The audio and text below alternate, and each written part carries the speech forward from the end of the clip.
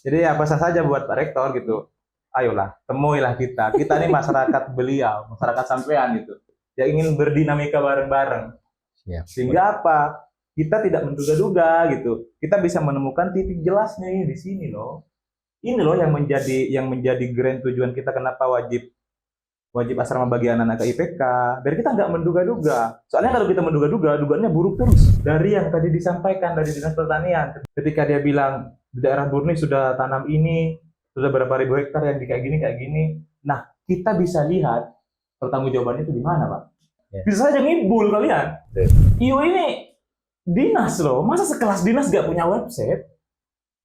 Sekelas kita saja yang KKNT wajib buat website, Bang. Bagaimana kemudian masyarakat sipil ini, civil society ini, bisa mengakses informasi dari sana? Jadi website itu wajib ada, sekelas dinas lo nggak punya website. Bagaimana kata saya? Kita berbicara tambang, apalagi berbicara tambang migas yang tempatnya itu adalah di tengah laut, Bang. Yang notabene persentase pekerjaan orang Kangen adalah nelayan, paling banyak. Ketika kemudian lautnya dibangun tambang migas, otomatis karang-karang, ikan-ikan itu akan punah, Bang. Dari dulu sudah ada tambang di sana. Cuma memang tidak pernah memberikan suatu dampak yang positif, Bang.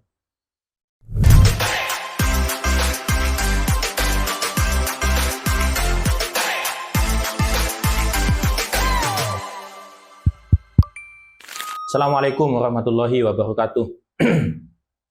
Beberapa waktu terakhir, isu tentang KIP, bantuan dana pendidikan untuk KIP kuliah, sempat viral, khususnya di Kabupaten Bangkalan ya. Dugaan KIP ini belum tepat sasaran, karena di Tenggarai yang mendapat KIP ini mereka memiliki fasilitas hidup yang lumayan mewah atau hedon gitu ya.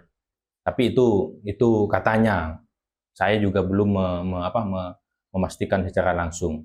Selain itu, ada juga beberapa waktu yang lalu yang juga sempat hadir di sini, LPM Alif juga sempat viral juga, KIP dananya dipotong.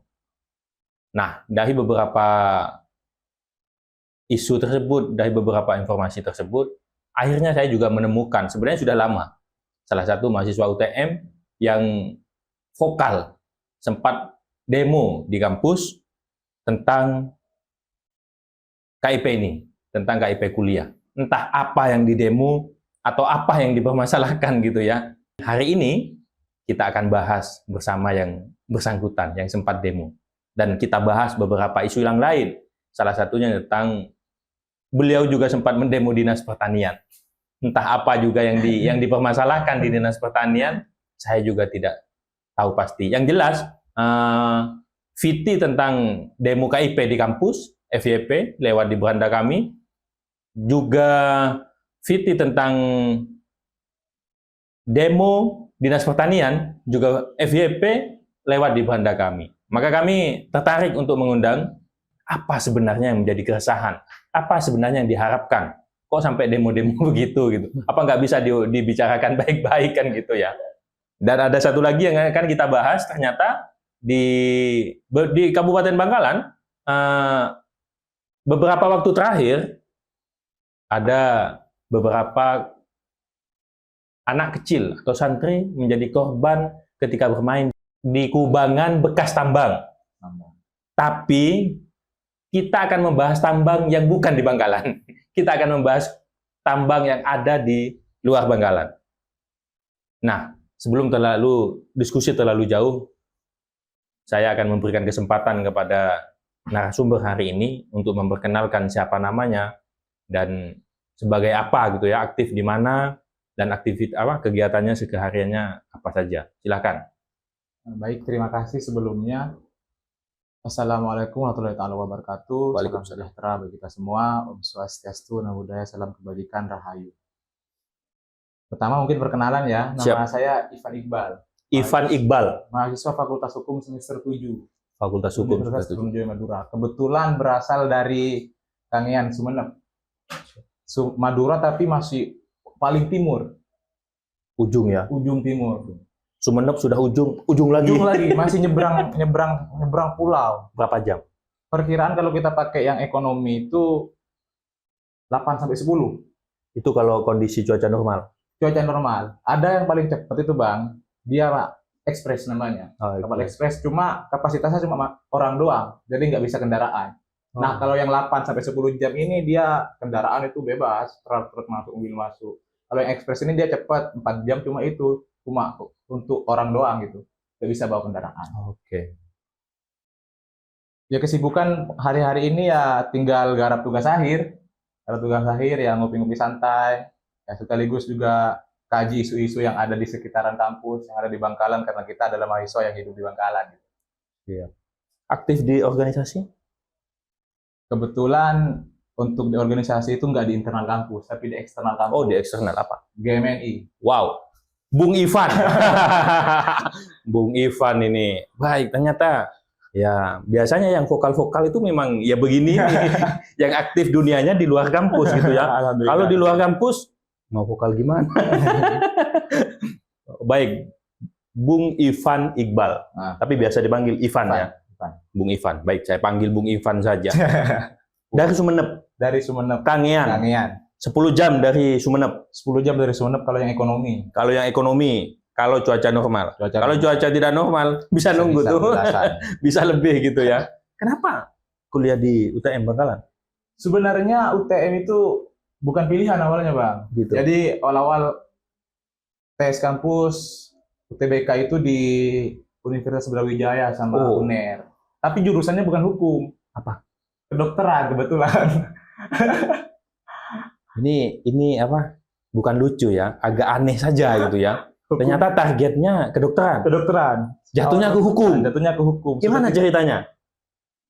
Sebenarnya kan angkatan 21. Nganggur 1 tahun, kursus ke Pare, ke Kediri, buat persiapan masuk fakultas kedokteran. Baik. Jadi 2022 tes-tesan lah UTBK. Ngambil kampus pertama itu di UNER, kedokteran UNER, pilihan pertama. Pilihan kedua di UB Malang. Nggak keterima lah. Kan kalau kita tes UTBK itu kita cari PTN terdekat. Betul. PTN terdekatnya yang yaitu UTM. Jadi kita tes-tesan di UTM, nggak langsung ke UB atau ke UNER. Tes di UTM, pengumuman kelulusan nggak lulus, bingung lah, masa yang nganggur lagi gitu kan. Tahun kedua berarti ya. 1 tahun sudah nganggur biasa ya, sambil kursus di Pare untuk nyiapkan setelah tes ternyata tidak lulus, nganggur lagi. Lulus. Oh, Jadi tes lah, karena memang udah bingung Bang ya. Udah bingung masa yang nganggur lagi gitu kan. Mikir lah, kayaknya kampus yang kemarin tempat tes-tesan bagus juga. Jadinya ambillah mandiri di UTM dan kepencet fakultas hukum. Sebenarnya nggak ada basic hukum, tapi ya kita namanya belajar Bang ya. Proses silih berganti waktu kita proses, belajar ya. Betah juga di fakultas hukum. Meskipun ya kayak sekarang ini penerapan hukum di Indonesia ya amburadul gitu. siap. Sudah mulai membuka ya. Awalnya berarti cita-citanya atau keinginannya menjadi dokter? Dokter, karena kebetulan keluarga itu, kan saya punya mbak, saya 2 bersaudara, saya paling akhir, mbak saya kebetulan bidan dia di rumah. Jadi mungkin ekspektasinya, biar keluarga kesehatan, kamu ambil kedokteran. Gitu. Tapi emang orang tua itu pengennya anaknya berpendidikan gitu. Siap. Izin orang tua kerjanya? Petani. Dua-duanya? Dua-duanya. Petani apa? Jagung, padi. Yang sekarang ini lagi sibuk-sibuknya Bang di rumah. Ya lagi nanam. Jadi kata orang tua itu kalau sekarang di kampus nggak kuliah yang lainnya bisalah pulang. Insya Allah pulang juga. Kapan pulang ini? Paling Desember awal-awal. Nanti kalau pulang bantu apanya ini? Bantu traktornya Bang. Bantu traktornya. Iya. Berarti belum ini? Kan belum. sudah lama musim hujannya. Di sana lebih telat. Telat di sana itu. Keren ya, mahasiswa S1 bantu orang tua membajak sawah gitu ya. Kuliahnya apa? Hukum gitu. Bukan fakultas pertanian gitu ya. Memang hal-hal begitu tidak bisa membatasi ya, tidak bisa membatasi. Karena kita fakultas hukum lalu nggak boleh bantu tani ya, nggak ada juga. Di sana Bang. Nggak ada istilah begitu gitu ya. Keren ini sebenarnya, orang tuanya petani, dua-duanya ya. Dua-duanya petani dan beliau 2 bersaudara, mbaknya jadi bidan ya. Dan beliau sudah hampir mencoba menjadi dokter ini. Hampir mencoba. Dan sekarang hampir jadi sarjana. Gitu ya. Lain. Siap. Doanya lah. Wah, kalau seandainya keinginan yang pertama itu terijabah gitu ya. Yang 1 bidan, 1 dokter. walaupun orang tuanya adalah petani. Tapi Tuhan masih punya rencana yang jauh lebih baik. Saya yakin jauh lebih baik.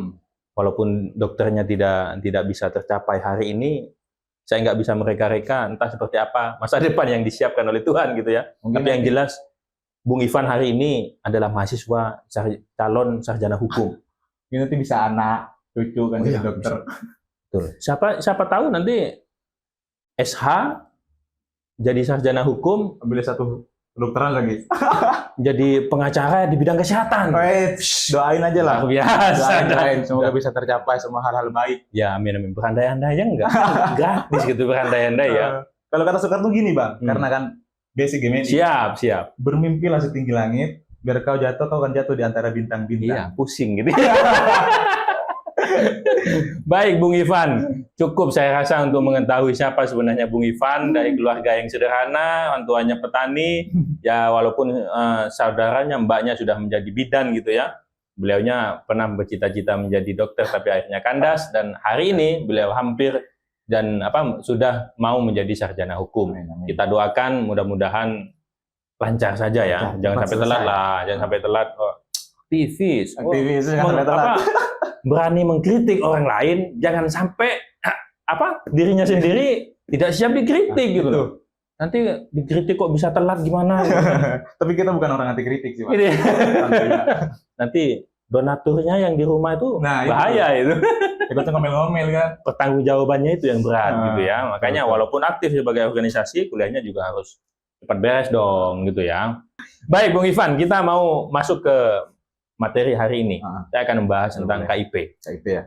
Saya tahu panjenengan sudah buat video di TikTok, sudah FYP juga, sudah lewat di beranda kami. Saya sempat lihat begitu lantangnya gitu menyampaikan demo tentang KIP di kampus UTM. Sebenarnya apa yang Anda permasalahkan dengan KIP di UTM? Pertama mungkin saya sampaikan terima kasih dulu lah ke Creative Studio. Siap. Kemudian mengundang kami di sini untuk berbicara KIP. Karena memang KIP itu adalah hal yang sensi ketika kita bahas. Akan tetapi kita batasi dulu, Bang. Siap. Saya tidak mau berbicara perihal KIP tepat sasaran atau tidak. Tidak berbicara ke ranah sana ya, kemudian kemarin diomongin. Tapi saya lebih ke ranah itu kawan-kawan KIPK yang di UTM itu diwajibkan berasrama. Oh, itu yang dipermasalahkan? Yang dipermasalahkan itu diwajibkan berasrama. Wajib berasrama itu adalah surat edaran yang dikeluarkan oleh Pak Rektor tertanggal 17 April 2025. Jadi jaraknya ke kita, kan kita demo Agustus tuh. Jaraknya dari April ke Agustus kurang lebih 3 bulan lah ya. Karena kita menunggu gelombang mahasiswa baru. Siap. Nah, jadi ketika kita kemudian berdiskusi itu, awalnya itu masukannya dari kawan-kawan komisariat. Kan GMN itu Bang ada cabang, ada komisariat. Komisariat itu per fakultas. Siap. Kebetulan kalau hari ini saya di cabang, di kabit kaderisasinya. Oh, siap. Adalah masukan dari kawan-kawan komisariat. Bung, ini ada surat edaran baru yang keluar dari rektor yang mewajibkan untuk kawan-kawan KIPK berasrama. Awalnya kan asrama itu cuma dikhususkan ke kawan-kawan yang keislaman. Untuk semester 1 sampai 2 gitu diwajibkan. Nah, sekarang ini kebijakan aturan rektor yang baru tertanggal 17 April itu, kawan-kawan KIPK itu wajib berasrama dengan dalih pendidikan karakter. Jadi dalihnya adalah pendidikan karakter. Nah, itu sebuah tanda tanya, Bang. Ketika saya berbicara pendidikan karakter, ketika mereka berbicara pendidikan karakter. Baik. Kenapa tanda tanya? Kok yang harus dididik karakternya anak-anak KIPK yang dapat uang dari negara? Sedangkan anak-anak yang non KIP, berarti kan mereka sudah berkarakter tuh. Yang karakternya tidak perlu dididik. Kawan-kawan yang dapat KIPK ini wajib dididik karakternya. Apakah mereka nggak punya karakter atau bagaimana? Kan suatu tanda tanya. Itu yang kita permasalahkan. Tapi ada yang lebih sensi lagi, Bang. Apa itu? Kita berbicara politik di sana. Pendidikan politik? Enggak, berbicara politik. Oh, berbicara politik. Kenapa saya bilang bicara politik? Kan KIP itu turun dari negara. Siap. Dari negara. Fasilitas negara. Fasilitas negara, fasilitas pendidikan negara. Turun ke mahasiswa-mahasiswa yang dapat lah. Betul. Kenapa yang kemudian yang dapat KIP yang diwajibkan? Takutnya kita ada main di sana, main politik tuh. Kan asrama itu miliknya pesantren. Milik pesantren, miliknya apa? UTM. Kampus. Dari kampus. otomatis perputaran dananya Oh. itu kan di lingkup kampus. Iya. Bayangilah ada beberapa kos-kosan yang akan nganggur gitu kan, kalau kita berbicara faktor-faktor X dengan adanya wajib asrama. Dan anehnya lagi itu kan kampus atau Pak Rektor itu tidak memberikan suatu pandangan yang bagus sebenarnya. Kita tahu kapasitas asrama itu 800-an orang. Oke. Sedangkan anak-anak KIP, kawan-kawan yang dapat KIP untuk tahun ini, itu 1000-an lebih, Bang. Dan itu disampaikan ketika kita demo itu oleh Pak Warik 3. Sama penanggung jawab pendidikan karakter. Jadi dia sampaikanlah bahwa kapasitasnya 800, yang dapat KIP 1000-an lebih. Sehingga pilihannya adalah, karena asrama itu punya kemitraan lagi. Jadi pondok-pondok yang ada di sekitaran kampus. Oke. Mas Duki, dan lain-lain. Jadi mereka yang nggak muat di asrama itu dipindah ke pondok-pondok. Lalu tuntutan Anda waktu itu? Tuntutan waktu itu adalah satu, mau tidak mau Pak Rektor ini harus mencabut lagi surat edaran yang keluar itu, edaran yang beliau keluarkan, agar mahasiswa penerima KIP tidak harus asrama. tidak wajib asrama, Bebas. bebas gitu. Mau ngekos juga nggak apa-apa. Ngekos juga bebas gitu. Jadi uangnya dikasih oleh negara bisa digunakan untuk ngekos. Ngekos. Tidak harus di asrama bayar tidak? Bayar. Jadi dan itu beda-beda bayarannya. Kalau di pondok itu bayar 1.600.000. 1.600.000. 1 bulan. Satu orang, bukan 1 bulan, tapi Per tahun? per semester. Oh, per semester. Per semester. 6 bulan ya? 6 bulan. 1.600.000. 1.600.000 itu. Iya ya. Di pondok. Di pondok. Di asrama? Di asrama itu beda. Berapa? Jadi di asrama itu 1.400.000 gitu. 1.400.000 lebih murah ya? 1.450.000 Beda dua. gitu. Beda-beda. Oke, beda. Beda-beda itu. Nah, nanti yang kita permasalahkan emang perputaran uangnya itu loh, Bang. Kenapa kemudian yang diwajibkan yang dapat uang dari negara gitu? Kalau kita mau berbicara ke pendidikan karakter, karena emang ngototnya mereka itu, ngototnya dari Pak Rektorat itu sama penanggung jawab pendidikan karakter. Di pendidikan karakternya ketika kita Alasannya tanya, itu. apa yang menjadi alasan fundamental? Pendidikan karakter itu yang menjadi alasan utama. Menjadi alasan utama pendidikan karakter. Alasan lain-lain? Nggak ada, Bang. Nggak ada. Masih itu pendidikan. Hanya itu saja. Ya mungkin adalah yang nggak terlalu urgent, yang nggak dia sampaikan. Ya nggak tahu kan tujuan-tujuan lain. Kalau saya tanya balik gitu ke Panjenengan, bukankah begitu apa ya? Sudah bagus gitu. Sudah bagus dalam artian ya dana yang dari pemerintah akhirnya dikelola oleh pemerintah karena asrama milik pemerintah kan? Milik UTM. kampus, UTM kan negeri. Tentu ya afiliasinya ke pemerintah kan begitu. Betul. Akhirnya dikelola juga oleh pemerintah. Ya kan bagus. Kenapa harus dipermasalahkan? Tanda kutipnya gini, Bang. Ketika kita berbicara itu adalah hal yang bagus kalau dikelola oleh pemerintah sendiri, anggapannya ya. Cuma kan kita harus perhatikan faktor-faktor X yang lain. Contohnya nih, kos-kosannya orang-orang, masyarakat-masyarakat itu. Banyak yang terbengkalai karena memang dari 1000-an lebih anak-anak, 1000-an lebih mahasiswa, itu wajib di asrama. Dan juga kita berbicara fasilitas. Fasilitas asrama. Fasilitas asrama, fasilitas pondok, dan lain-lain. Bayangin, Bang, satu pondok, kita dapat foto dari anak-anak yang mendapat KIP. Di foto, Bang, ini kamar kita, Bang. Kurang lebih di sini 24 orang, 23 orang. Mereka cuma dapat fasilitas ya lemari sama kipas doang. Ada kasur. Kalau ngekos, bayangin kalau kita ngekos uang 1.600.000. Ngekos misal 2 orang lah. Kan di UTM itu, sekitar kampus UTM itu kosan paling mahal wes 500 sudah bagus. 500 untuk 2 orang ya? 500 orang berarti kan 250. 1 bulan. 1 bulan. Kali 6 bulan. Tapi fasilitasnya dulu. Sama kebebasan mereka. Sama apa namanya ya, identitas mereka itu ketika ngumpul, Bang, kayak kita di pondok. Kan saya tahu lah, karena saya alumni pondok juga kan. Saya tahu bagaimana di pondok itu sudah tidak ada yang namanya privasi itu. Sama-sama tahu, karena memang banyak orang. Bung Ivan pernah mondok? Pondok, alhamdulillah pernah. 3 tahun. Alumni pondok berarti? Alumni pondok. Di Kangean? Enggak, di Situbondo, Sukorejo. Situbondo, Sukorejo ya. LVSFS Sukorejo. Oke lah, kita sama-sama tahu. Saya juga pernah mondok, Panjenengan sudah pernah mondok. Sama-sama tahu lah kalau fasilitas di pondok gitu. Kembali lagi ke mereka karena mendapat fasilitas dari negara. Kampus berdalih sebagai pendidikan karakter. Ya apa salahnya mereka dididik lebih dibanding mereka yang tidak mendapatkan fasilitas dari negara. Dididik lebih kan tentu kalau yang ngekos tentu kuliah saja. Pulang kuliah nggak ada kegiatan, dia bisa main atau tidak bisa dipantau kan seperti itu. Kalau di asrama, di pondok, tentu kan ada kegiatan lebih tuh. Mungkin itu yang dianggap sebagai pendidikan karakter. Ada baca kitab mungkin atau ada apa-apa. Nah, mungkin karena anak-anak ini, mahasiswa ini sudah mendapat fasilitas dari negara, kuliahnya gratis, biaya hidupnya ditanggung, akhirnya kampus merasa memiliki tanggung jawab untuk, oh anak ini harus diberikan suatu perhatian lebih. Kalau begitu gimana? Ketika kita berbicara pendidikan karakter gitu kan, lalu dikhususkan dengan anak-anak KIP, satu pertanyaan saya yang nggak bisa dijawab ketika saya demo itu, kenapa yang diwajibkan anak-anak KIPK yang secara notabene dia dapat uang dari negara? Saya tadi bilang di awal kan, apakah anak-anak KIPK ini nggak punya karakter? Kenapa perlu untuk dididik? Ketika dididik berarti dia nggak punya karakter, Bang. Kan itu lucunya tuh. Sama ya, saya tadi bilang itu, politisasi uang itu di sana. Perputaran uang itu likup-likup UTM doang, kampus doang gitu loh. Iya.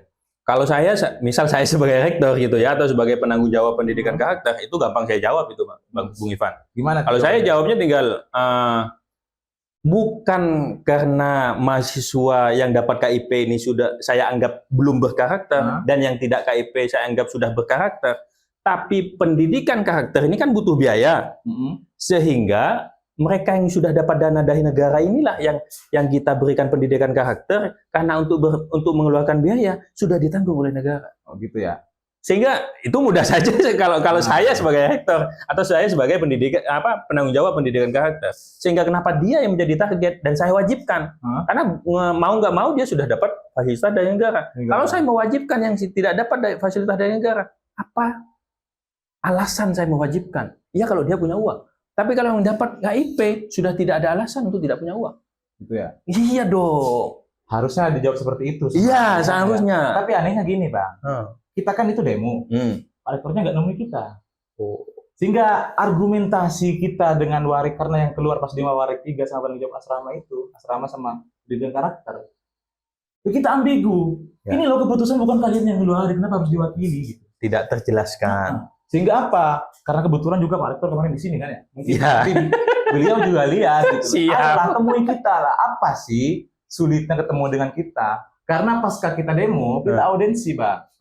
Jadi demo selesai nih. Karena nggak ditemui sama Pak Rektor, kita kirim lagi surat.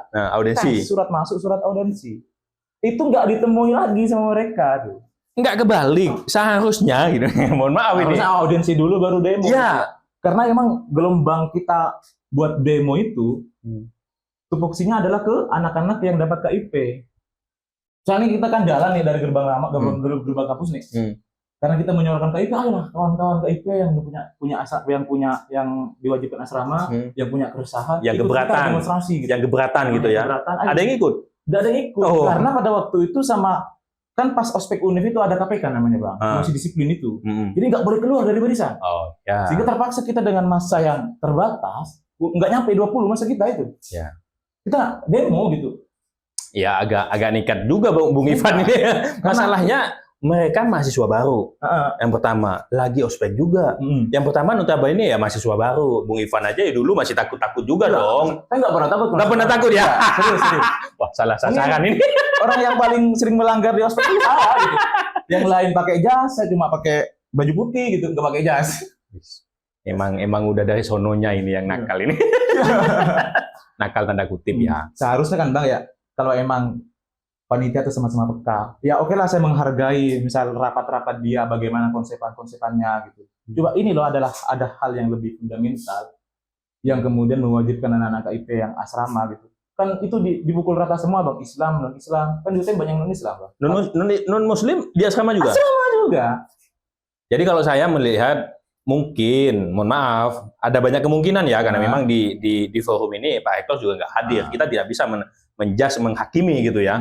Ada banyak kemungkinan. Kalau saya pertama memang mungkin Pak Hector lagi punya kesibukan yang dianggap lebih penting daripada menemui teman-teman. Itu yang pertama. Yang kedua, bisa saja teman-teman ini sudah salah langkah. Kenapa? Kalau kita dulu-dulu gitu ya, kalau kita dulu-dulu di awal-awal kita ajak ngomong baik-baik nih. Kita audiensi dulu atau gimana gitu. Kalau audiensi udah nggak mau, diajak ngomong baik-baik nggak mau, kita siapin bahan bakar dong. Karena siap. emang seperti ini Bang ya. Takut sampai kasus ini karena suratnya keluar sudah tertanggal April. Kan kita demonya Agustus tuh. Ya. Kan kita juga menjaga kemungkinan. Belum Betul. tentu ketika kita audiensi kita juga ditemuin. Betul. Ya tapi kan panjenengan nggak mencoba ya, nggak mencoba ya. Pas ketika kita di audiensi tetap juga nggak ditemuin. Tapi kan setelah demo setelah demo bisa saja sudah kecewa gitu ya. Tapi ya nggak tahu, kita kan hanya menerka-nerka, kita hanya menduga-duga. Tapi yang tahu persis kenapa tidak menemui baik dari demo hingga audiensi gitu ya. Ya Pak Rektor sendiri apa alasannya gitu. Kita ya. kan seperti ini Bang. Kita ini kan masyarakatnya beliau. Betul. Masyarakat nih ingin menyampaikan aspirasi nih. Betul. Ayolah, temuilah kita. Apa sih sulitnya bertemu dengan kita? Kita loh sendiri yang datang ke sana. Bukan kita yang meminta buat Pak Rektor buat klarifikasi ini bagaimana pertanggungjawabannya, tidak. Kita yang menyebut beliau gitu. Adakah perwakilan yang waktu itu? Perwakilannya ada, cuma seperti yang saya sampaikan tadi di awal, Bang. Ketika kita berbicara dengan perwakilan, ya nggak fair lah kita. Karena ayo loh, ini yang di luar Pak Rektor loh, dan ini sangat sensi gitu. Harusnya Pak Rektor langsung menemui kita. Berarti sama teman-teman yang mau mewakili nggak diterima? Sampai dibilang gini yang mewakili itu Bang sama Nana. Udahlah Pak, sampai ngomongnya terlalu ngelantur ini sudah. Sekarang kasih turun saja Pak Rektor menemuin masa kita. Karena kita berbicara dengan panjenengan ini, Pak Surakim Surabaya 3, ini nggak menemukan titik temu. Hingga hari ini tidak bisa komunikasi sama Pak Rektor? Tidak bisa, makanya mungkin nanti selepas podcast ini barangkali jadi perantara kan gitu Pak. Siap. Biar kita bisa bertemu dengan beliau. Karena kita kangen Mas sebenarnya. Apa butuh kita pertemukan satu forum? Boleh. Biar nanti di tag video kita berdiskusi dengan Pak Safi. Itu Pak kan Hektor, bisa dilihat orang banyak. Ini anaknya Pak Hektor ini. Ya, cobalah nanti. Siapa tahu bisa satu forum gitu ya. Atau tidak hanya teman-teman GMNI. Tidak hanya. Bisa PMI, bisa HMI, bisa IMM. Ada Pak Hektor juga. Bisa kita kumpulin satu forum. Nggak usah di sini, di UTM aja, di UTM. Kan gede, Bang. Kita cari salah satu kafe atau apa gitu, kita adakan di sana nanti. Mudah-mudahan mereka bisa mau berkenan gitu ya. Dan masalah ini bisa clear, bisa tersampaikan gitu loh. Mahasiswanya paham tujuan. Kalau saya sih secara pribadi setuju gitu diasramakan karena sudah mendapat fasilitas dari negara. Bagaimanapun bagaimana fasilitas yang diberikan oleh negara ini bisa dimanfaatkan lebih gitu. Tidak hanya digunakan untuk bisa ngekos, tapi kalau diasramakan siapa tahu ada fasilitas lebih, ada pelatihan apa, ada peningkatan karakter apa, ya siapa tahu gitu ya. Kalau nggak ada ya saya no comment juga tapi gitu. seperti ini, Bang. Maaf. Kan saya up tuh video di TikTok gitu kan. Iya. VP 60.000 lebih yang lihat, Iya, ratusan yang komen. Dan alhamdulillah banyak yang komen yang dari anak-anak yang dari asrama. Oke Bang, ayo Bang, perjuanginlah kita Bang, masa kita mahasiswa mau bebas, mahasiswa mau bayar kita segini-segini cuma fasilitas kayak gini Bang. Sampai difoto sama mereka tuh kan, kasih foto. Iya. Ini loh Bang, fasilitas kita di pondok seperti ini Bang. Betul. Cuma ada beberapa, bukan banyak ya, sudah nggak hitung yang DM saya tuh Bang. Sampai saya bingung mau balas yang mana ini anak-anak mahasiswa baru yang DM. Iya. Soalnya seperti ini. Kan ada tuh anak-anak yang kemudian rumahnya dekat kampus, yang dapat KIP itu wajib asrama, Bang. Iya. Padahal rumahnya dekat kan, uangnya bisa dipakai yang lain buat beli buku, Bang. Buat beli ini, beli itu, Bang. Ya. Buat pendidikan karakter mereka bisa dengan baca buku, lalu cari tempat kopian buat berdiskusi. Kan sekarang nggak kekurangan tempat buat berdiskusi, Bang. Tapi yang kita khawatirkan kan uangnya malah nggak dipakai buat beli buku. Kan itu yang kita khawatirkan. Bukti yang muncul hari ini yang banyak gitu, yang katanya Bung Ivan tadi tidak mau komen gitu ya, tepat sasaran atau tidak. Itu kan kebanyakan dibelikan untuk hal-hal yang tidak berhubungan dengan pendidikan gitu loh. Itu mungkin itu bisa salah satu menjadi alasan kenapa kampus ngotot untuk mengasramakan. Mungkin sekali lagi kita menduga-duga gitu ya, karena memang tidak ada penjelasan yang pasti. Mudah-mudahan nanti ada penjelasan yang pasti sehingga Bung Ivan dan teman-teman yang tadi banyak request ke Bung Ivan dan berterima kasih karena disampaikan aspirasinya oleh Bung Ivan itu bisa memahami. Tapi nggak fair juga. Saya mau komen nih sama Bung Ivan. Mau saya bantah lagi nih Bung Ivan. Boleh. Kita diskusi gitu loh. kalau saya setuju sama Bung Ivan, ngapain kita diskusi Ngapain gitu? kan? Ya kita adu argumen aja di sini. Boleh. Siapa yang lebih? Cuma kalau berdiskusi kan nggak ada yang menang, nggak ada yang kalah. Oh iya dong. Iya kita dong. hanya menyampaikan Nah, gagasan-gagasan boleh. gitu ya. Asik. Nggak ada yang paling nggak ada yang paling benar, yang paling salah, apalagi paling sok. Nggak ada. Kita hanya kalau saya menyampaikan ya gagasan saya, Bung Ivan menyampaikan Betul. gagasan Bung Ivan. Nah, saya ingin mengomentari lagi nih. Kalau memang teman-teman KIP merasa keberatan, tadi menyampaikan ada rumah yang dekat dipaksa untuk asrama juga. Terus ada dipondokkan dengan fasilitas yang tidak seharusnya gitu ya, minim, lebih baik ngekos juga gitu dan lain-lain. Pertanyaan saya, kenapa pada saat Bung Ivan demo, mereka nggak ikut demo gitu loh? Betul. Kalau mereka ikut demo, saya yakin kewalahan tuh kan bos. Gitu loh maksudnya. 1.000 bos, ya. 1.000 lebih. 1.000 lebih bos. Kalau sampai 1.000 lebih ini demo, sepakat bosnya tidak setuju dengan asrama, selesai bos. Tapi ya yang saya sampaikan tadi, Bang, mereka pas ospek hari terakhir ospek itu. Jadi Demo itu Bung Ivan, demo itu kalau demo itu masih harus ikut aturan. Ya nggak ada demo Bung Ivan. berarti kan anak-anaknya nggak berani. Ya, namanya mau demo kok. Ya Gimana? sudah kan gitu. Seharusnya ya kita bisa seharusnya. Cuma ya maklum, tanda kutip mereka masih maba gitu ya. Apalagi yang tidak bolehkan adalah panitianya gitu. Ya tentu walaupun kadang saling tarik gitu. Ayo jangan gitu ya. Ada Bang yang kayak gitu, Bang. Gitu ya. Jadi pas kita kan sebelum kita demo malamnya kita kan kajian. Saya kita mau demo gitu kan ya. Enggak ya. Jadi kita kajian tuh di WDK nama warungnya. Di WDK itu ada anak mahasiswa baru yang dapat KIP kurang lebih 5 orang. Tapi dia nggak di asrama, dia di pondok, di Almas Duki dia. Kita ajak kan yang ngomongnya, bagaimana? Kalian kan dapat KIP ini. Oke Bang, kalau besok kalian demo Bang, kita ikut Bang. Ikut sudah kita orang Medan kebetulan yang vokal itu. Ikutnya kita demo Bang. Karena kita emang sepakat dengan itu Bang, kata dia kan. Kita tunggu-tunggu lah orang itu paksa demo. Jadi pas anak-anak keluar gedung pertemuan habis ospek, nah kita orasi-orasi dulu kecil-kecilan kan di sepanjang jalan itu. Buat ngajak mereka begitu kita. Nah, anak ini mana? Anak ini kok gak muncul-muncul ya kan? Kebetulan anak hukum. Hukum dia. Medan. Mana? Anak ini kok gak muncul-muncul. Selang berapa hari ketemu lagi di warung kopi di WDK. Karena tempat dia makan di WDK.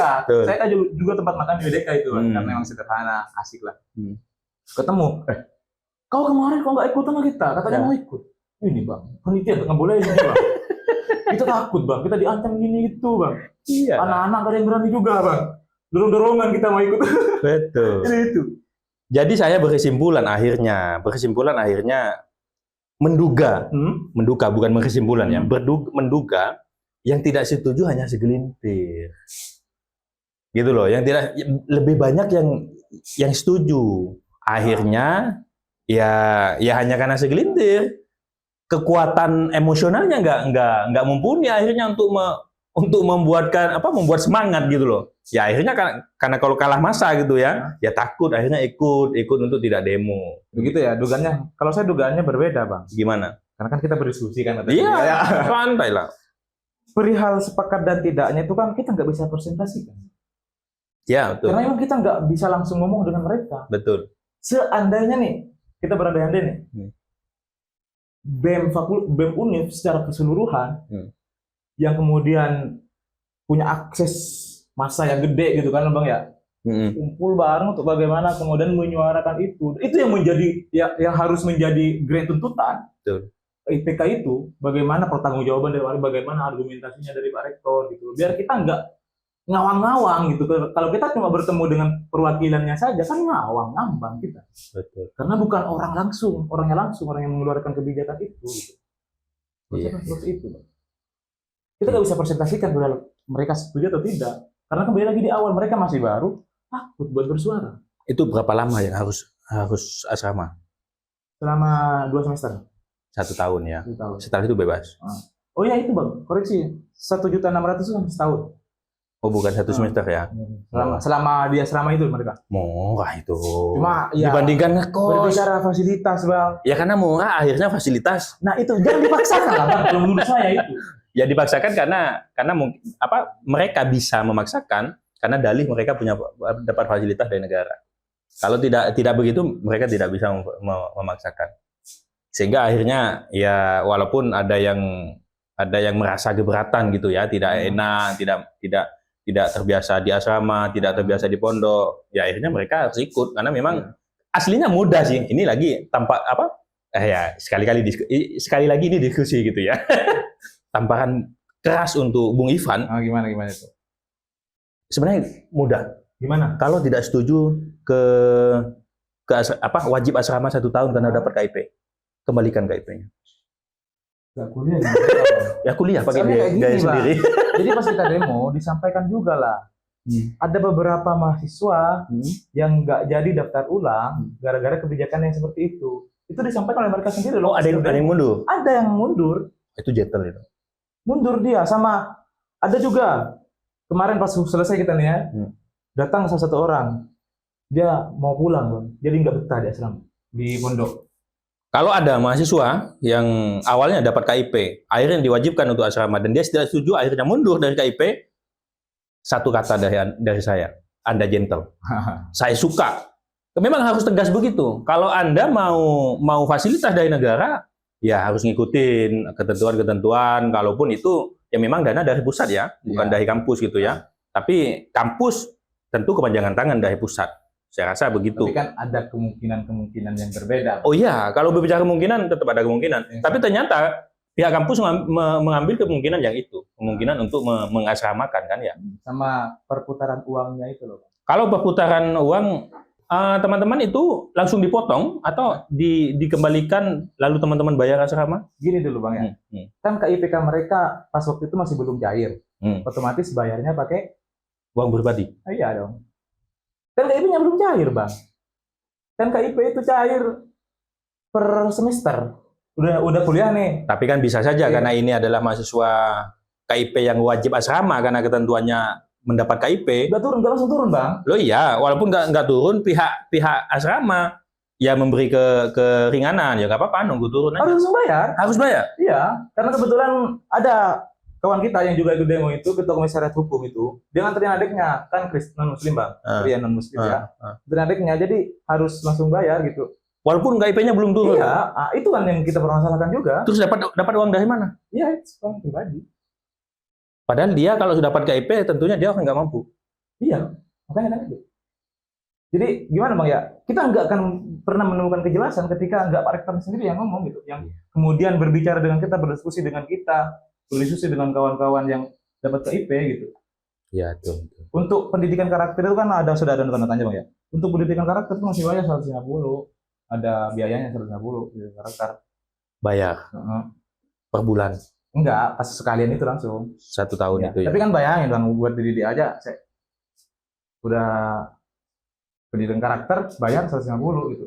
Oke dah, kita nanti kalau dilanjut bahas ini saja, yang lain tidak tercover ya. Oke, untuk KIP yang dipermasalahkan oleh Bung Ivan kita cukup bahas yang barusan karena endingnya tetap harus ada penjelasan dari pihak pimpinan kampus ya, utamanya Pak Rektor. Ya, saya berharap nanti bisa mempertemukan gitu ya, bisa walaupun ya siapa kita gitu ya untuk bisa memaksa, bukan memaksa. Kita hanya bisa berharap, siapa tahu bisa dalam satu forum dan ini clear selesai sehingga teman-teman bisa legowo semuanya memahami bahwasanya pendidikan karakter yang diwajibkan kepada teman-teman mahasiswa penerima KIP tujuannya baik dan lain-lain seperti itu. Perlu dikaji ulang juga. Jadi apa saja buat Pak Rektor gitu. Ya, ketika kemudian ada satu aspirasi dari mahasiswa manapun itu, tapi yang terkhusus dari kita yang kemarin kita melakukan audiensi 3 bulan 4 bulan yang lalu, demo sama audiensi itu, ayolah temuilah kita ini masyarakat beliau, masyarakat sampean gitu, yang ingin bertemu langsung, yang ingin bertatap muka langsung gitu, yang ingin berdinamika bareng-bareng. Sehingga apa? Kita tidak menduga-duga gitu, kita bisa menemukan titik jelasnya di sini loh. Ini loh yang menjadi grand tujuan kita kenapa wajib asrama bagi anak-anak IPK, biar kita nggak menduga-duga. Soalnya kalau kita menduga-duga, dugaannya buruk terus. Itu masalahnya. Kemana-mana ya, dugaan itu kemana-mana akhirnya.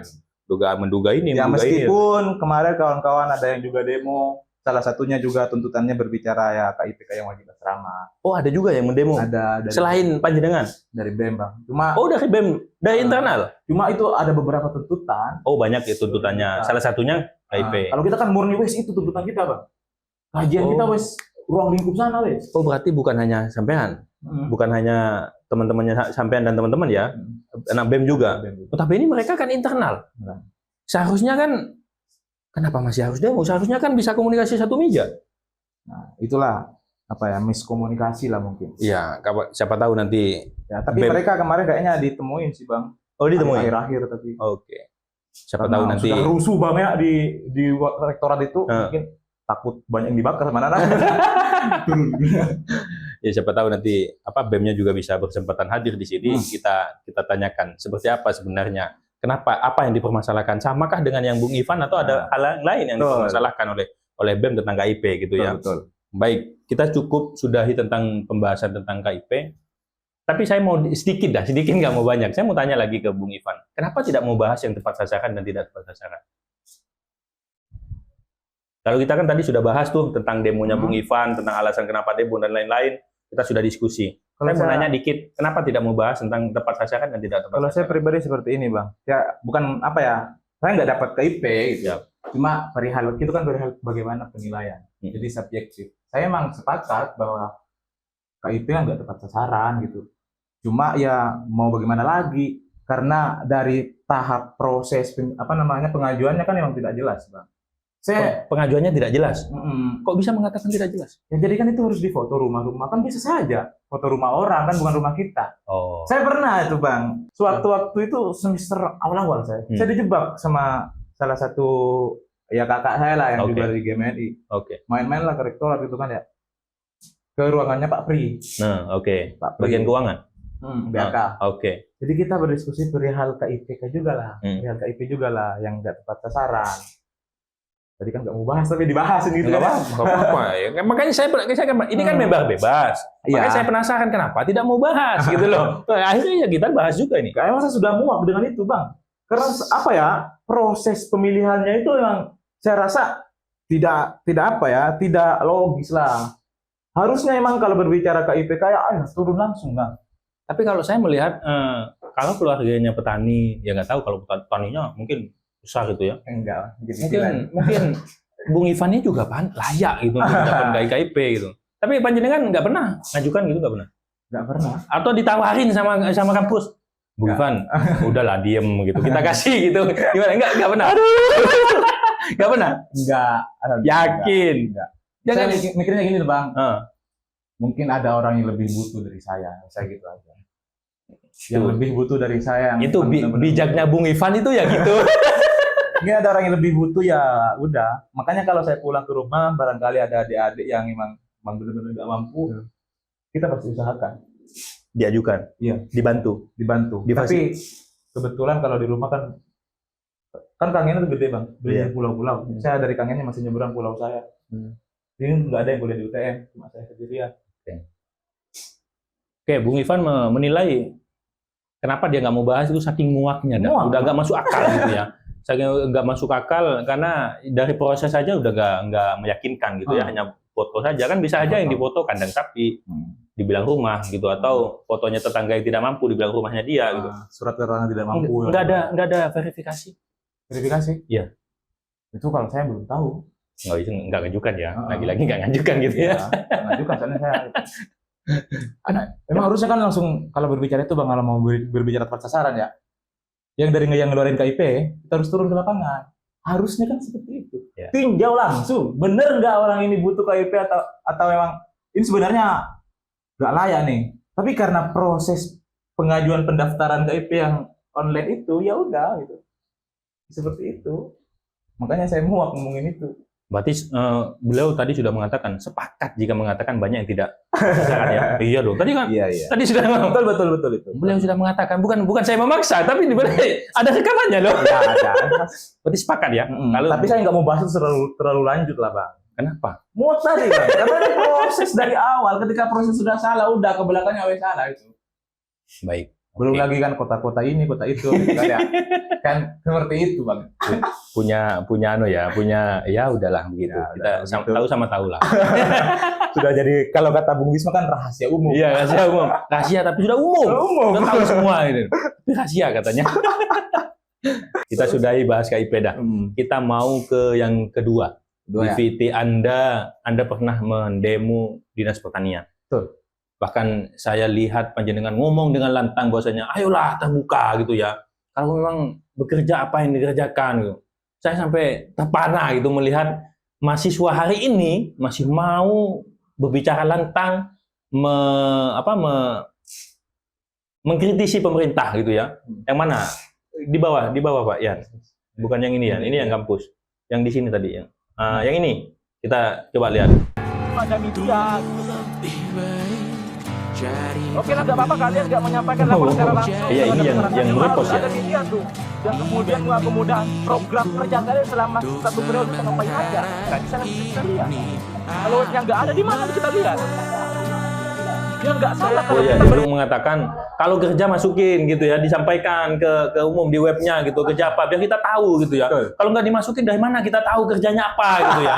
Betul. Itu gimana Bung Ivan ceritanya bisa demo Dinas Pertanian? Apa sebenarnya menjadi aspirasi yang ingin disampaikan? Karena kebetulan kan ini murni pakai GMMI, Bang ya. Jadi kita berbicara latar belakang kenapa kemudian kita demo ke Dinas Pertanian. Waktu itu kita kan ada raker di cabang. Oke. Fokus kita ini di cabang selama 1 periode mau ngapain sih gitu kan. Oke. Karena kebetulan sekarang memang musimnya bertani, kayak itu tani padi, jagung, kacang dan lain-lain, tergantung kan ya. Jadi kita sepakatlah bahwa fokus kita cabang 1 periode itu ada 2, Bang. Ada Dinas Pertanian, karena memang kita berbicara pertanian, sama Dinas Lingkungan. Jadi Dinas Lingkungan ini masih OTW, tunggu saja ya. Ya. Tunggu saja Dinas Pertanian, Dinas Lingkungan gitu. Lingkungan hidup, kita berbicara lingkungan hidup. Nah, sepakatlah kita untuk bagaimana kemudian mengkritisi Dinas Pertanian. Kenapa dikritisi? Ada kurang lebih 3 tuntutan itu, Bang. 3 tuntutan. Tapi pas di akhir nambah 1. Jadi 4. Iya. Apa saja tuh 4? Jadi pertama itu kita berbicara perihal bahwa antara Dinas Pertanian dan pemerintah daerah Kabupaten Bangkalan, karena kan perda perihal pertanian kan ada di Bangkalan ini kan ya. Jadi itu harus selaras gitu, sama-sama kemudian memberdayakan petani gitu kan ya. Jadinya kita mengkaji lah apa sih yang kemudian sering menjadi problem pertanian di Bangkalan, karena kita hidup di Bangkalan meskipun Oke. saya notabene orang Kangen sebenarnya gitu kan. Oke. Ya masa anak-anak Bangkalan juga gak peka Iya lah. sebagai putra daerah. Jadi kita sepakatlah untuk ke Dinas Pertanian.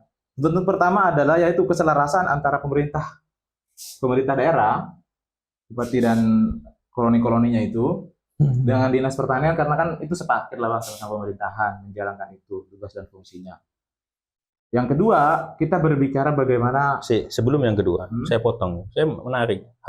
Khawatir lupa. Emang Anda nilai sejauh ini tidak selaras bupati dan kroni-kroninya dengan Dinas Pertanian? Kalau saya menilainya gimana Bang ya? Setidaknya kan seperti ini.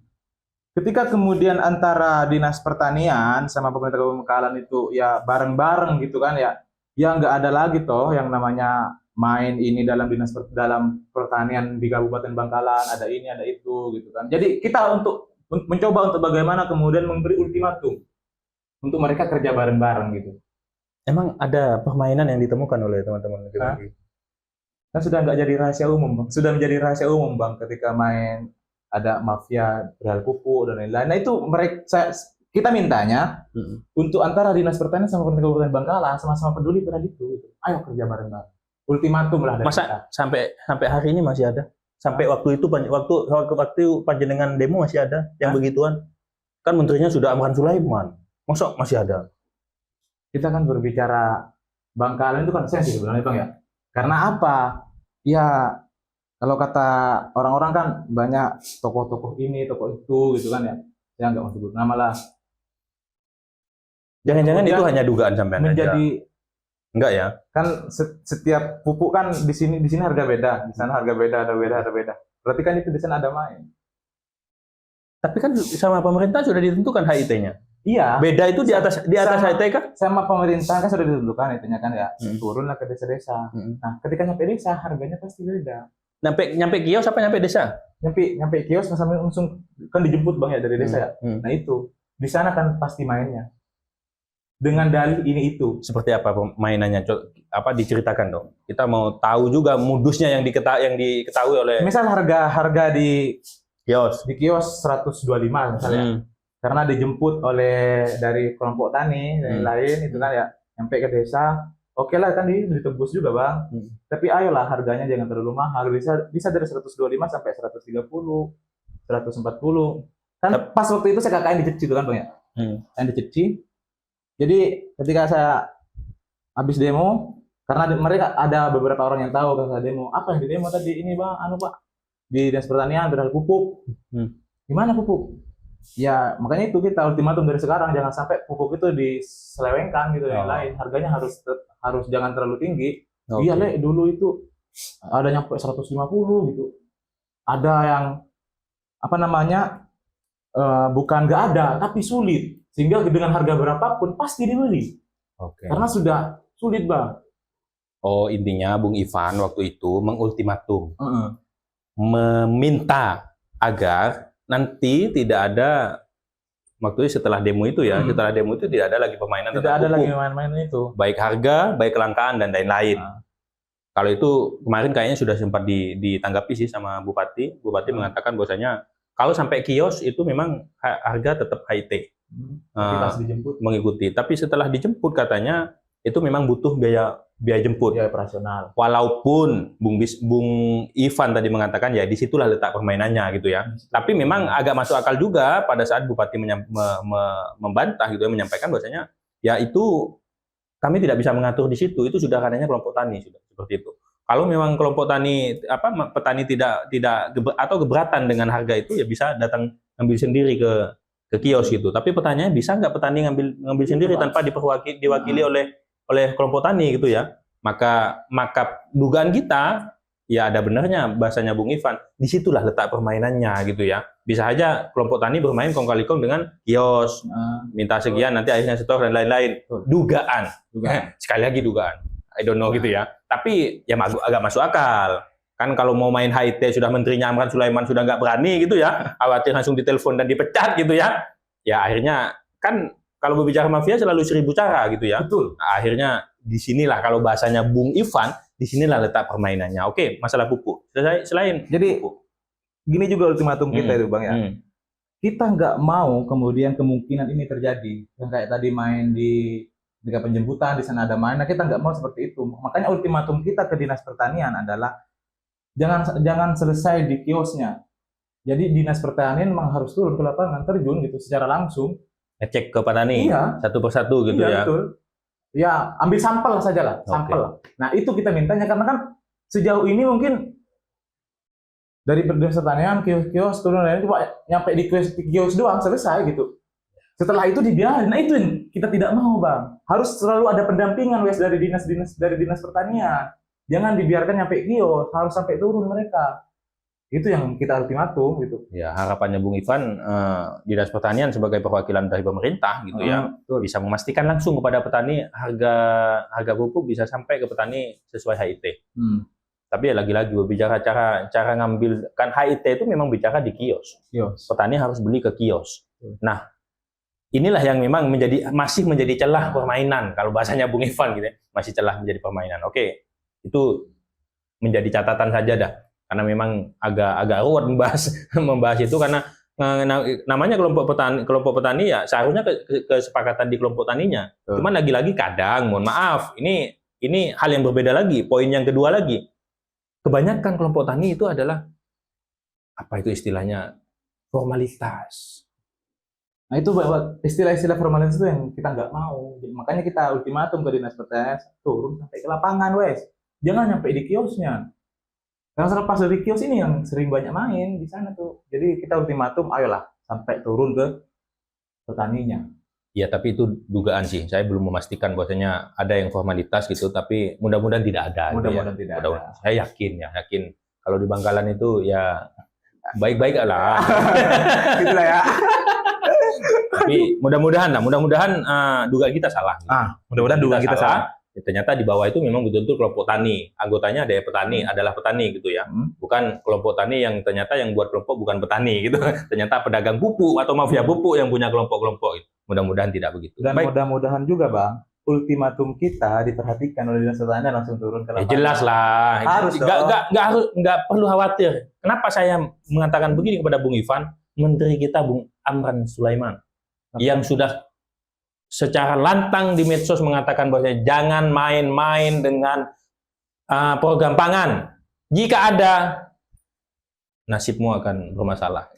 Tapi kan itu dari pusat ke daerah jauh Bang. Apalagi sampai ya, makanya saya mengatakan berbicara pangan, berbicara pertanian tidak hanya berbicara Amran Sulaiman sebagai menteri, tapi banyak sampai ke bawah. Turunannya. Ya, tapi kalau sudah dipucuk, sudah berani begitu, ya agak keringat dingin bos di bawah yang mau main-main kan begitu. Walaupun mungkin masih ada 1-2 atau yang masih bandel-bandel ya kita, maka tugasnya Bung Ivan nih yang melototin. Kalau memang masih ada, kasih tahu bos besar tuh. Tapi alhamdulillah Bang, kemarin habis demo berapa hari kita dapat undangan berbicara perihal pupuk dari Dinas Pertanian, itu kita apresiasi juga lah ke Dinas Pertanian, langsung kita dapat undangan GMNI karena kita bilang kalau memang Dinas Pertanian nggak mau turun ke jalan, ayo kita bisa ikut bareng-bareng. Oke. Nah, dapat undangan bahas itu langsung turun. Intinya sudah ada tanggapan Ada ya, tanggapan dan ada respon baik dari pihak Dinas Pertanian. Selain pupuk, Bang. Nah, sama yang saya ngotot tadi di video, itu tuntutan yang kemudian kita temukan di lapangan, Bang. Lucu sebenarnya. Kan kita sudah mau sepakat tuh, yang tuntutan kita sudah mau tanda tangan.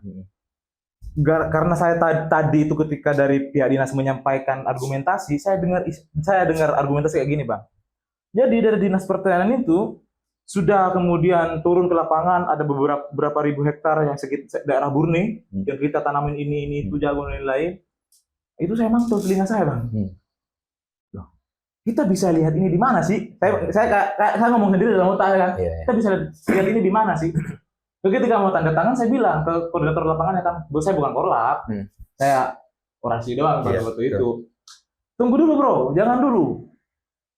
Saya ini mau pertanggungjawaban dari yang tadi disampaikan dari Dinas Pertanian ketika dia bilang di daerah Burne sudah tanam ini, sudah berapa ribu hektar yang kayak gini. Nah, kita bisa lihat pertanggungjawabannya itu di mana, Pak? Kan bisa saja penjenengan bilang gini gitu. Bisa saja ngibul, bahkan bahasa saya bisa saja ngibul kalian. Kan makanya kita bisa akses pertanggungjawaban itu di mana. Terus gimana tanggapannya? Apakah Dinas Pertanian punya website? Itu pertanyaan saya. Gimana? Diam mereka. Tapi ada celetuk jawaban. Nah, gimana? Nice. Website kita nyatu dengan website pemerintah daerah. Bangkalan. Pemkab. Loh, IO ini dinas loh. Masa sekelas dinas gak punya website? Sekelas kita saja yang KKNT wajib buat website, Bang. Apalagi kayak dinas. Makanya saya bilang, dinas itu wajib buat website. Karena kenapa? Oke lah, kalian ini nggak langsung mempertanggungjawabkan terhadap masyarakat. Kalian terjun ke masyarakat, jelaskan bahwa kita sudah kayak gini, kita sudah melakukan ini. Itu kan nggak mungkin dari kalian, karena mungkin memang desa terlalu banyak dan anggota di Dinas Pertanian sedikit. Makanya lah gunanya website itu untuk bagaimana kemudian masyarakat sipil ini, civil society ini bisa mengakses informasi dari sana. Jadi website itu wajib ada. Sekelas dinas lo nggak punya website, bagaimana kata saya? Itu saya ngututnya di sana, sekelas dinas lo nggak punya website. Oh, berarti itu ya yang akhirnya muncul di VT itu ya. Saya mengatakan kalau punya program pekerjaan ya dimasukkan biar kita bisa lihat, masyarakat bisa cek gitu ya. Oke, kalau itu saya mau menyampaikan kepada Bung Ivan, saya sedikit tahu sih memang di pemerintah Kabupaten Bangkalan itu kan punya web besar, satu web, dan disitulah memang ada sub-sub. Ya, ada Dinas Pertanian, Dinas DLH, Dinas Dinsos gitu ya, ada sub-sub, dan di situ Dinas Pertanian ya Dinas Pertanian yang isi. Namun pertanyaan saya, di Dinas Pertanian itu ada isinya tidak gitu loh. Nah, itu yang saya tidak bisa menjamin, yang saya tidak memang ya kita cek bersama aja nanti. Harusnya memang punya sendiri-sendiri sih, Bang.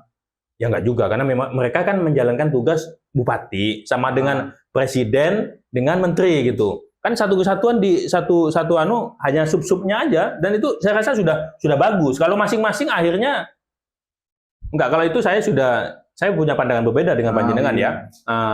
Bahwasanya memang itu satu kesatuan yang terpenting adalah tujuan dari itu kan nyampe. Tujuan itu nyampe, intinya apa yang dikerjakan bisa dipublikasikan dan masyarakat bisa melihat langsung apa yang sudah dilakukan. Saya rasa itu hal yang tidak terlalu butuh dipermasalahkan, mau pisah atau mau gabung gitu ya. Yang terpenting ada tidak laporannya di situ, bisa diakses tidak oleh masyarakat. Dan itu masalahnya yang paling penting. Soalnya kan seperti ini Bang ya. Misal nih kita datang ke Dinas Pertanian. Yes, kita mau akses website lah, website tidak ada. Gini Bang, websitenya nyatu ke website pemerintah kabupaten ya, ke Pemkab. Cari lagi kan website Pemkab kan, scroll lagi ini masih dinas ini, masih dinas itu. Ini loh hal yang teknis Bang yang seharusnya kan dipunyai oleh setiap dinas, biar kayak aksesnya tuh lebih mudah. Ya. Kita tinggal website dinas pertanian tek langsung muncul. Tidak kita website Pemkap dinas pertanian. Proses apa gimana ngomongnya Bang ya? Takut saya nanti ngomongnya terlalu kasar. Enggak. Kalau saya memahami intinya Bung Ivan mengharapkan kemudahan untuk mendapatkan informasi yang sudah dilakukan apa saja oleh Dinas Pertanian. Itu saja sih kalau sebenarnya yang saya inginkan oleh yang saya tangkap dari apa yang disampaikan oleh Bung Ivan gitu ya. Sehingga siapapun bisa mengontrol gitu ya. Soalnya kan gini Bang. Transparansi publik kan memang amanat konstitusi. Harus itu. Iya. Sepakat dengan Anda kalau masalah itu. Saya selalu menyampaikan kepada pejabat bahwasanya jika ada pejabat yang berbicara tentang kemajuan tapi dia tidak pro terhadap keterbukaan publik, maka bullshit. Betul. Omong kosong. Jadi jika ada pejabat siapapun, mau bupati, mau kepala dinas, mau gubernur, mau presiden atau mau menteri, jika dia berbicara tentang kemajuan ini tapi dia tidak pro, tidak mendukung tentang keterbukaan informasi, maka itu bullshit. Sepakat kalau sudah kalah kali kan itu Bang. Dibully kita kalau nggak ada. The next selain itu apa yang dituntut ke Dinas Pertanian? Itu sih Bang, kelas itu sih. Itu saja ya. Oke. Saya senang gitu ya bertemu dengan anak muda seperti Bung Ivan ini, masih ada yang mau peduli bersuara mengkritisi pemerintah. Karena saya juga pernah mendapatkan kata-kata bahwasanya kalau pemerintah karena dia digaji oleh APBD, dibayar oleh negara untuk bekerja gitu ya. Kalau mau muji satu kali boleh. Tapi kalau sudah muji satu kali harus mengkritisi 10 kali. Betul. Jadi jangan terlalu banyak memuji. Buat apa kita puji-puji juga Bang? Memang tugasnya mereka gitu. Itu dia makanya. Kalau berhasil, ya wes berhasil karena memang itu tugas kau. Sudah dibayar juga. Dibayar oleh negara. Baik, kita sudahi, sudah 2 poin yang kita bahas. Nah, yang terakhir nih, yang paling penting, kita mau bahas tambang. Bahas tambang, tapi bukan di Bangkalan. Ada tambang di pulau katanya sedang menjadi sorotan, sedang menjadi permasalahan oleh masyarakat. Boleh diceritakan dong, Bung Ivan, seperti apa sebenarnya titik permasalahannya? Saya kasih premis dulu Bang ya. Jadi seperti ini. Mungkin untuk kawan-kawan yang ada di Kangean gitu kan, saya tidak bisa langsung ikut bergabung dengan kawan-kawan buat berdemonstrasi dan lain-lain. Tapi ini mungkin adalah salah satu media lah Bang. Kita juga berterima kasih, sekali lagi berterima kasih. Sama-sama Bung Ivan. Untuk bagaimana kemudian mengangkat isu yang berada di Kepulauan Kangean. Kangean ini kepulauan Bang. Jadi di sana itu persentase nelayan itu lebih tinggi daripada pekerjaan-pekerjaan yang lain. Betul kan Bang ya? Sekarang di Kangean itu mau dibangun tambang migas. Mau dibangun tambang. Masih mau ya? Dan kapalnya sudah operasi sama kapal gede-gede Bang. Jadi kenapa saya tadi di awal bilang ada premis? Saya premis lah mungkin saya tidak bisa turun untuk kawan-kawan yang ada di Kangean demo dan di Sumeneb dan lain-lain karena kuliah Bang ya. Mungkin dengan media ini saya bisa membantu kemudian untuk menyampaikan aspirasi secara media. Di sana itu Bang sudah berapa kali demo. Di Sumeneb itu anak-anak kan di sana ada organda Bang. Saya tadi bilang pas kita ngomong-ngomongan.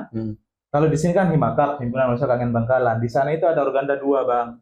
Jadi namanya Formaka, Forum Mahasiswa Kangean, sama IMKS, Ikatan Mahasiswa Kangean. Oke. IMKS ya. Ikatan Mahasiswa Kangean Sumeneb. Nah, kawan-kawan yang di Sumeneb ini sudah melakukan demo sampai 3 jilid. 3 jilid ke Pemkab. Oke. Karena kan kita berbicara Kangean masuk Sumeneb. Ya. Teritorinya berarti Bupati Kabupaten Sumeneb. Betul. Jadi kita mau tuh bagaimana kemudian proses administrasi tambang ini jangan sampai dilanjutkan lagi. Dan untuk izinnya kan otomatis kita berbicara ke Bupati. Betul. Nah, jadi kawan-kawan dia mau lapor Pemkab itu, tapi tidak pernah ditemuin, Bang. Gaplah aspirasi kita seakan-akan aspirasi yang ecek-ecek. Di Kangian sendiri, Bang, masyarakat civil society itu sudah demo berapa kali untuk menolak. Itu terakhir kemarin mereka ngadain selawatan doa bersama untuk bagaimana kemudian menolak tambang ini. Jadi penolakan itu pure murni dari civil society, Bang, bukan dari buzzer-buzzer dan lain-lain. Karena kenapa kita berbicara tambang, apalagi berbicara tambang migas yang tempatnya itu adalah di tengah laut, Bang, yang notabene persentase pekerjaan orang Kangen adalah nelayan paling banyak. Ketika kemudian lautnya dibangun tambang migas, otomatis karang-karang, ikan-ikan itu akan punah, Bang. Mau tangkap ikan di mana lagi yang kita? Kan seperti itu, karena kan kemarin masih tahap survei, Bang. Survei namanya survei seismik. Ya, Survei seismik itu kan menggunakan ledakan, Bang. Ledakan di dalam kelautan, dalam kedalaman, dan itu tekanannya pasti tinggi kan untuk mengecek ini ada nggak di sini migasnya nih yang akan berdampak terhadap terumbu karang dan ikan-ikan. Ada nelayan sana bilang tempat tambang migas sekarang ini sekarang jadi sarangnya ikan di sana, Bang. Jadi orang-orang mancing kan dari bagian timur itu mancingnya ke barat. Kan itu posisinya Kangen di sebelah barat, Bang, bagian barat, dekat dengan pelabuhan. Saya kan juga bilang di awal kalau dari dulu sudah ada tambang di sana. Dari dulu 1980-an sudah ada. Cuma memang tidak pernah memberikan suatu dampak yang positif, Bang. Dari Anda lahir, belum lahir sudah ada ya? Sudah ada. Kalau memang mereka ya tambang ini memberikan dampak positif, otomatis kan pulau-pulau sebelah itu harusnya kan sejahtera, Bang. Makmur lah, ini nggak kekurangan. Bang, saya sorry aja, Bang, ya, kalau kita ke daerah Kangen bagian timur itu, Bang. Listrik, bagaimana, Bang? Jaringan, aduh, saya nggak bisa berkata-kata kalau daerah Kangen bagian timur itu, Bang. Kalau boleh main-main ke daerah Kangen bagian timur itu, yang emang di sana ada tambang yang sudah lama berdiri, itu boleh, Bang, bagaimana kondisi masyarakat yang ada di sana. Seakan-akan belum ada dampak ya? Iya, Bang. Walaupun sudah puluhan tahun. Iya. Dari Anda belum lahir. Dari saya belum lahir.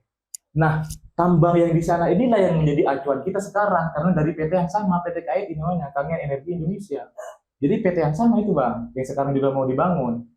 Mengkhawatirkan nasibnya sama dengan nasib yang sama. Puluhan tahun tidak berdampak terhadap masyarakat. Kemarin pas saya haul, Bang, ke pondok, saya ketemu alumni juga, kebetulan dia pas orang di tambang yang udah dulu itu, daerah Pagerungan namanya. Masyarakat terdampak. Masyarakat sana, iya. Dia bilang gini, Bang, ke kita, ayolah, cukup saja Pagerungan yang jadi korban, toh Kangen jangan. Ini masyarakat dia sendiri loh, Bang, yang ngomong, padahal dia juga punya ya beberapa kerabat yang kerja di tambang itu gitu loh. Tapi dia bilang dampak terhadap lingkungannya bagaimana? Kalau dulu kata dia pohon-pohon itu bisa tumbuh dengan buah yang sangat bagus, sekarang sudah tidak bisa, Bang. Oh, begitu ya dampaknya ya. Dampaknya. Jadi, tapi amdalnya itu, Bang, harus jelas. Tapi ada ya tadi yang harus dikoreksi, ternyata kalau yang saya ketahui izin tambang memang bukan ke bupati, provinsi. Provinsi. Ya, gubernur, tingkat gubernur.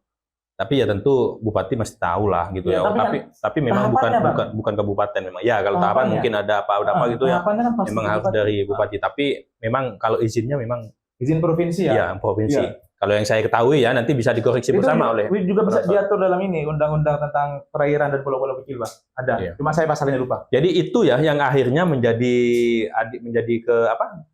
Gelombang penolakan sangat gede. Gelombang penolakan oleh masyarakat. Karena ada yang sudah lama tidak ada dampak seperti itu. Dampaknya udah banyak dampak negatifnya, Pak, tambang itu. Dan gimana tanggapan? Nggak ada tanggapan sama sekali. Saya juga sempat mendengar sih, sempat ada video TikTok yang viral itu nelayan yang protes itu. Itu, Bang, itu pakai kapal kecil ya. Memprotes ada kapal besar itu. Jadi sudah mulai mau beroperasi, Bang. Makanya penolakan kayak kita lihat film Bajak Laut itu loh, Bang. Berbicara soal tambang memang luar biasa ya, tidak hanya di Sumeneb, dimanapun ini kayaknya memang masih menjadi catatan untuk bagaimana bisa berdampak langsung terhadap masyarakatnya ini yang masih dipertanyakan gitu ya. Khususnya kita berbicara di Kangean, Sumeneb hari ini. Biasanya kalau protes itu kan ya muncul mahasiswa atau apa. Ini bukan. Ini katanya langsung masyarakat terdampak gitu. Bisa dicek masyarakat daerah sendiri dan saya juga pernah melihat demonya gitu ya, di laut pakai kapal kecil protes gitu ya, luar biasa. Dan hari ini Bung Ivan membahas juga itu, bagaimana Bung Ivan tadi sudah menyampaikan bahwasanya tidak bisa ikut demo langsung, tapi hanya bisa terima kasih, menyampaikan terima kasih. aspirasi melalui media ini. Mudah-mudahan dari sekian media, alat yang digunakan baik dengan demo langsung, ada juga sempat kalau nggak salah saya menemukan Viti hadir langsung di hotel pada saat anggota dewan rapat. Itu ini Bang, yang kawan-kawan mahasiswa Kangean yang di Jogja. Iya, berarti kan banyak cara sudah yang dilakukan. Mulai pakai kapal terjun langsung di area tambang itu, demo 3 kali ke Pemkab. Ada yang sampai langsung muncul di rapatnya dewan, entah bagaimana caranya gitu Dewan ya. Sumenep itu Bang. Dalam waktu melakukan rapat langsung muncul begitu, menyuarakan itu walaupun sempat akhirnya diusir juga gitu ya. Dan hari ini Bung Ivan juga melalui studio ini, melalui podcast ini juga menyampaikan bagaimana pemerintah harus mempertimbangkan, berpikir ulang, ya masdengarkan aspirasi dari masyarakat dan menjawab, tentu ya menjelaskan gitu ya, agar bagaimanapun ya masyarakat ini masyarakatmu, jangan hanya dibutuhkan pada saat 5 tahunan saja gitu ya. Betul. Ini juga harus menjadi perhatian. Baik Bung Ivan, kita sudah 1 jam lebih berkomunikasi tentang banyak hal, berdiskusi tentang banyak hal, karena waktunya memang dibatasi. Ini sudah diingatkan terus oleh penjaga waktu ini. Saya minta closing statement, kalimat penutup apapun yang ingin disampaikan oleh Bung Ivan, baik itu untuk warga Sumenep atau untuk warga Bangkalan atau untuk pemerintah misal, terserah, silakan Bung Ivan sebagai closing statement. Siap. Berarti ada 3 closing statement ini Bang. Boleh. Pertama perihal KIP, pertanian sama tadi tambang. Siap.